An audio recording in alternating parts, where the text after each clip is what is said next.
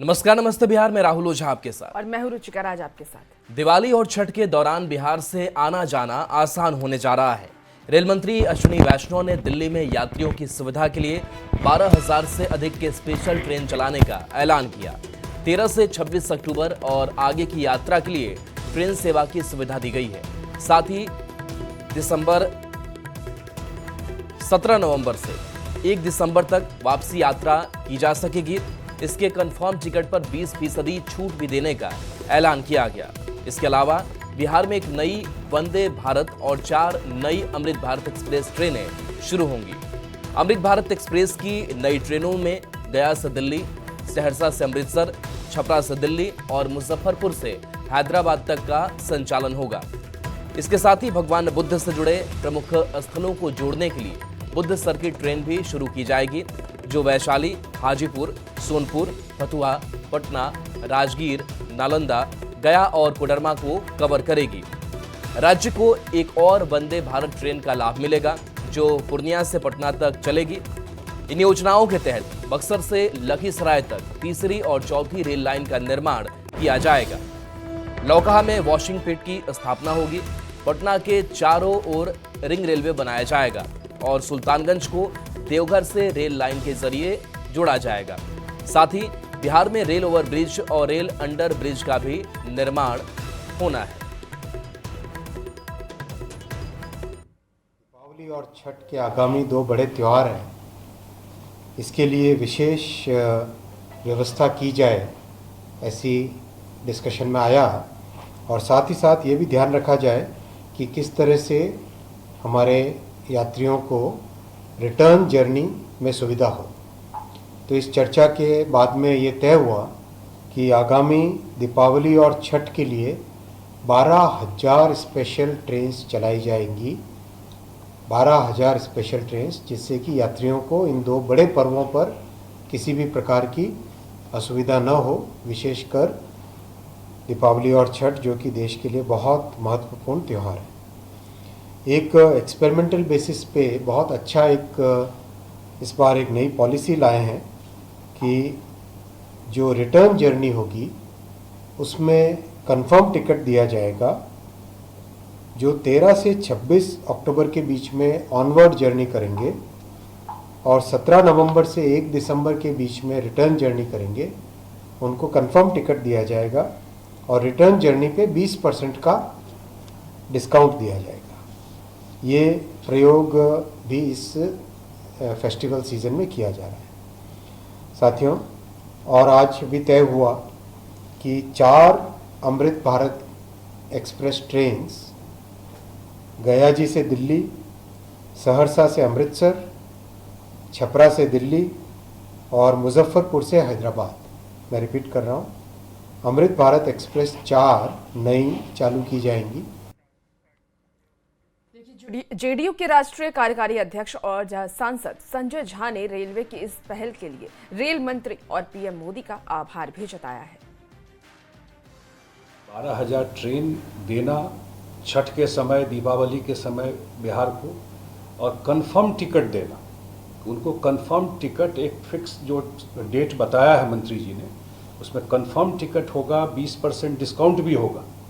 तो ये बड़ी बात है। नहीं तो हमेशा होता था कि जो लोग आए कैसे बिहार पहुंचेंगे। जैसा हमारे मंत्री जी बता रहे थे कि छठ जो है वो हर एक घर में होता है। तो एक बड़ा अनाउंसमेंट है, 4 अमृत भारत का आज इन्होंने अनाउंसमेंट किया है।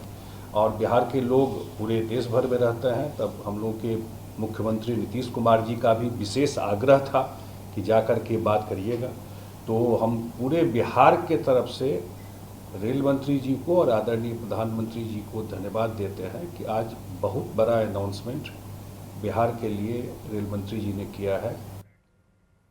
दीपावली और छठ के अवसर पर बिहार के लिए 12,000 से अधिक ट्रेन चलाने का रेल मंत्री की ओर से ऐलान किया गया। इस दौरान रेल मंत्री के साथ केंद्रीय मंत्री राजीव रंजन सिंह, बिहार के उप मुख्यमंत्री सम्राट चौधरी, सांसद संजय झा और सांसद डॉक्टर संजय जायसवाल मौजूद रहे। रेल मंत्री की घोषणा के बाद सभी दलों की प्रतिक्रिया इस पर आई है। एनडीए के नेताओं ने इसकी सराहना की है, तो इंडिया अलायंस के नेताओं ने इसे जुमलेबाजी बताते हुए रेल मंत्री पर निशाना साधा है। इतनी बाहर से जो हमारे बिहार वासी रहते हैं उनको आने जाने की सुविधा के लिए इतनी ट्रेनों का घोषणा किया है, जो हमारे बिहार में आकर के और लोक आस्था के पर्व छठ को मनाएंगे और बिहार में खुशियों का आनंद आएगा। और बिहार के लिए ये बहुत बड़ा अब गौरव का पल है।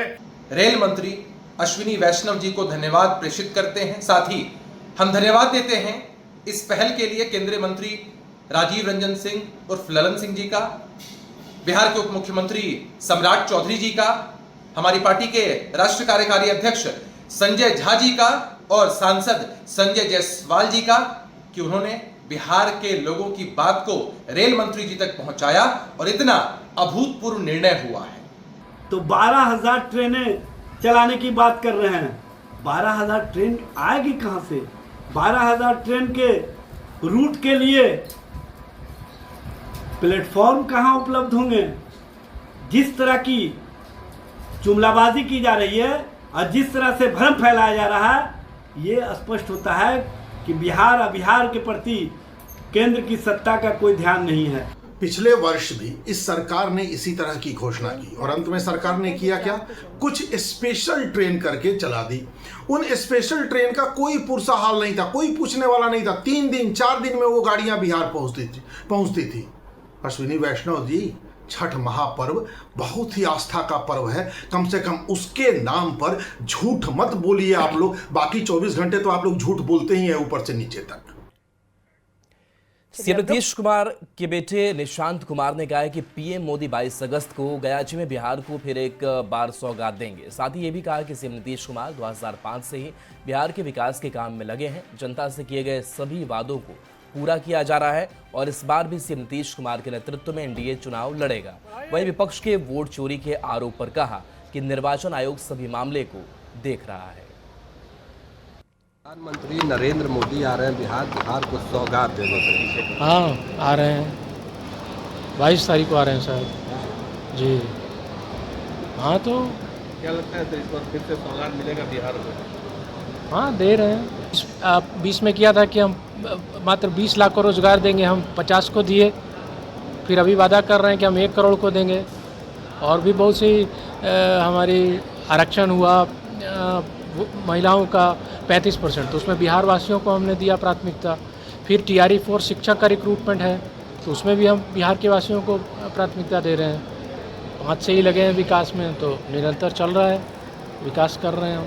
लोगों ने कहा है, घोषणा किया पिताजी के नेतृत्व में लड़ेंगे तो लड़ेंगे। अच्छा, ये SIR के मुद्दे पर विपक्ष के नेता प्रदर्शन कर रहे हैं। सब इलेक्शन चोरी हो गई है। इलेक्शन कमीशन का मामला है, वो देखिए।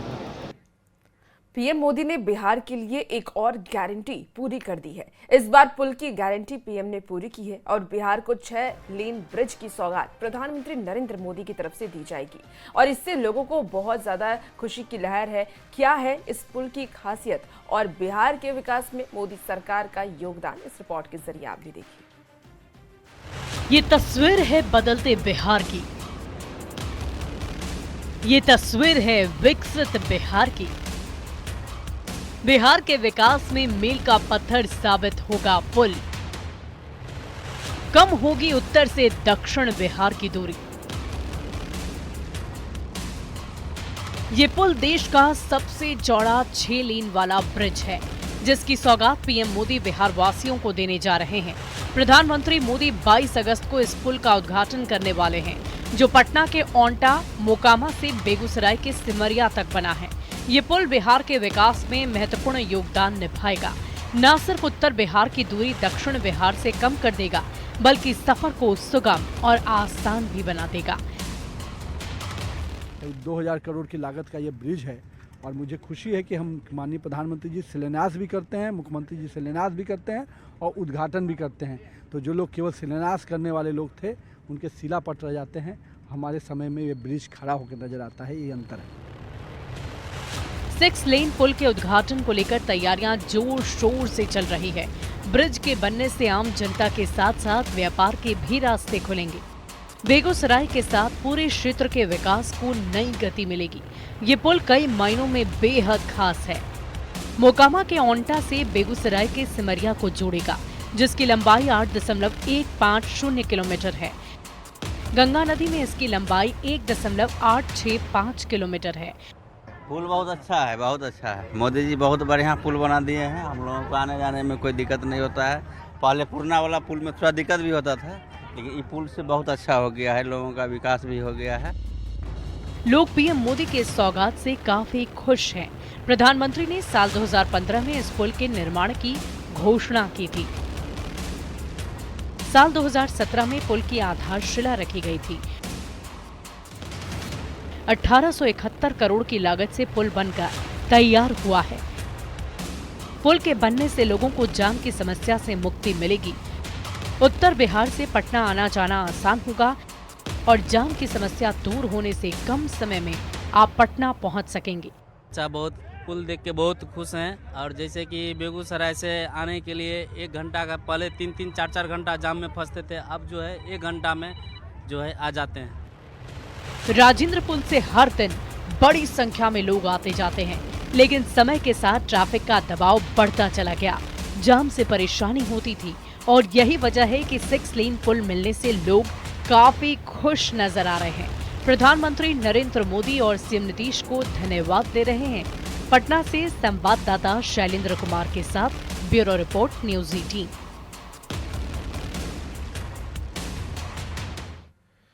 तो देखिए, कई बड़ी सौगातें बिहार के लिए, बिहार के इंफ्रास्ट्रक्चर के लिए और पीएम मोदी के बिहार दौरे को लेकर के हाई अलर्ट भी है। प्रधानमंत्री की यात्रा को लेकर के यह हाई अलर्ट है। गया जी से सटे सभी जिले के सीमा पर विशेष चौकसी बरतने को कहा गया है। गया जी एयरपोर्ट की सुरक्षा बढ़ाई गई है।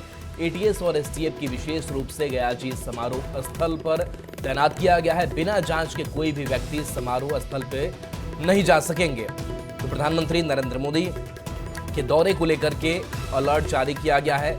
ट्रैफिक व्यवस्थाएं बदली होंगी, इसके साथ सुरक्षा के भी इंतजाम और पीएम की यात्रा को लेकर के हाई अलर्ट पर जवानों को, पुलिस बल को रखा गया है और इसके साथ साथ जांच की पूरी प्रक्रिया अपनाई जाएगी और बिना जांच के कोई भी व्यक्ति समारोह स्थल पर नहीं जा सकेगा।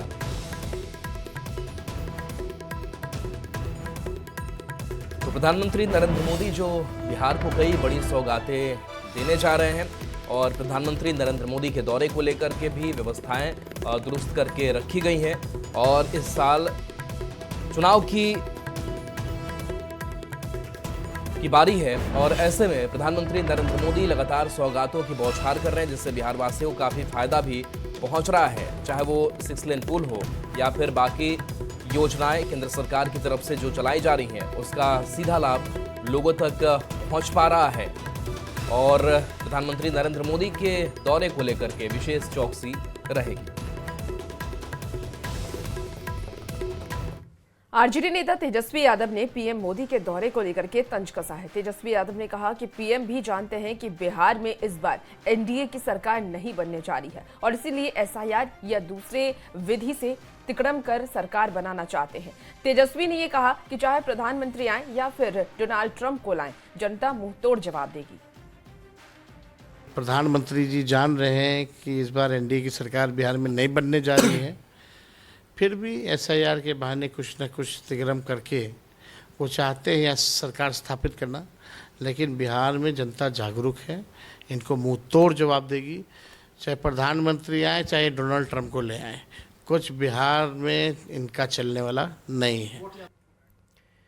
बिहार में बाढ़ से प्रभावित परिवारों को सीएम नीतीश कुमार ने बड़ी राहत दी है।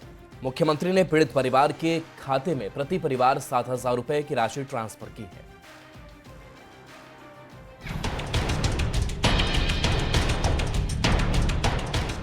हर साल मानसूनी मौसम में बारिश होती है और बरसात की वजह से बिहार का एक बड़ा इलाका बाढ़ के पानी से घिर जाता है।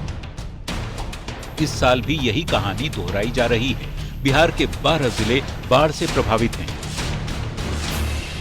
इन 12 जिलों के बाढ़ पीड़ितों के लिए मददगार बनकर सामने आई है बिहार सरकार। सीएम नीतीश कुमार ने बाढ़ पीड़ितों के खाते में 7,000 रुपए ट्रांसफर किए। सीएम नीतीश कुमार ने बाढ़ प्रभावित 12 जिलों के 6,51,602 परिवारों को 7,000 रुपये प्रति परिवार की दर से कुल 456 करोड़ 12 लाख रुपए की राशि डीबीटी के जरिए सीधे उनके बैंक खाते में ट्रांसफर की। बिहार में बाढ़ के हालात को देखते हुए सीएम नीतीश ने 13 अगस्त को बाढ़ प्रभावित जिलों की समीक्षा की थी। 14 अगस्त को 4 जिलों का हवाई सर्वेक्षण कर स्थिति का जायजा लिया था और अब बाढ़ पीड़ितों के खाते में 7-7 हजार रुपये ट्रांसफर कर दिए गए हैं। मुख्यमंत्री ने अधिकारियों को अब भी सतर्क रहने और जरूरत पड़ने पर बाढ़ पीड़ितों की हर संभव मदद का निर्देश दिया है, क्योंकि बाढ़ का खतरा अभी खत्म नहीं हुआ। न्यूज़ 18 के लिए पटना से आनंद अमृतराज के साथ ब्यूरो रिपोर्ट। एलजेपीआर की ओर से चिराग का भरोसा कार्यक्रम की शुरुआत हुई और इसके तहत लोक जनशक्ति पार्टी बाढ़ प्रभावित क्षेत्रों में राहत सामग्री पहुंचा रही है। पार्टी सांसद अरुण भारती ने यह कहा है कि हर जरूरतमंद तक पार्टी की ओर से मदद पहुंचाई जाएगी। चिराग का भरोसा के माध्यम से जहां भी बाढ़ प्रभावित क्षेत्र, जैसा भी मेरे लोकसभा क्षेत्र के अंतर्गत विधानसभा है शेखपुरा, वहां हम लोग चिराग का भरोसा आज से लॉन्च कर रहे हैं। जहां भी बाढ़ प्रभावित होने के कारण लोगों को राशन नहीं मिल पाया है, लोगों का वहां पे घर उजड़ गया है, या जहां पर पानी आने के कारण बिचड़ा बह गया है, धान की खेती अब वहाँ पे नहीं हो पाएगी, तो उनको उचित मुआवजा मिले, उनको उचित पन्नी मिले, उनके जानवरों का राशन मिले, और सबसे ज़्यादा है कि सूखा राशन जो मिलना चाहिए जनता को जहाँ भी बाढ़ प्रभावित है, इस सब को मिलना चाहिए। और चलिए एक छोटे से ब्रेक का वक्त है, जल्द वापस आते हैं।